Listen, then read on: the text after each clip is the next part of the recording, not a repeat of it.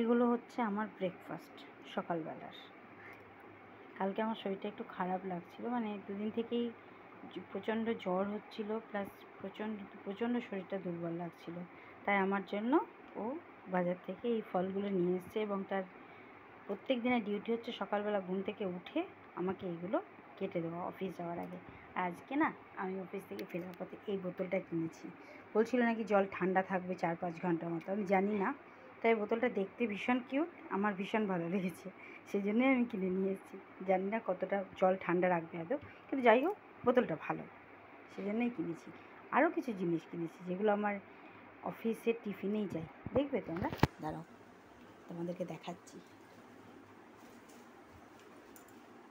এগুলো সচরাচর আমার কাছে দেখতেই পাওয়া যায়, মানে আমার কাছে হেলদি খাবার কিছু পাবে না, কিন্তু এই জিনিসগুলো আমার কাছে খুব পাওয়া যায়। যেমন এই জিনিসটা আমার খুব প্রিয়, আমি মাঝে মাঝেই খেয়ে থাকি, কিন্তু আজকে হঠাৎ করে দোকানেই দেখলাম এরকম প্যাকিং করা আছে, সেজন্য এটা নিয়েছি। এই চিক্কি এটা একটা চিক্কি নিয়েছি, আর এটা একটা নিয়েছি।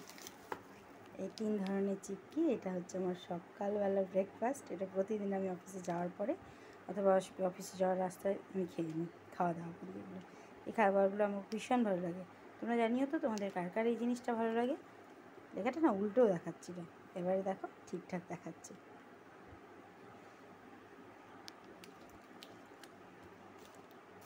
এই হচ্ছে আমার প্রতিদিনের ব্রেকফাস্ট, যেখানে হেলদি শুধু এইটা, বাকি সব আমার আনহেলদি বাট টেস্টি।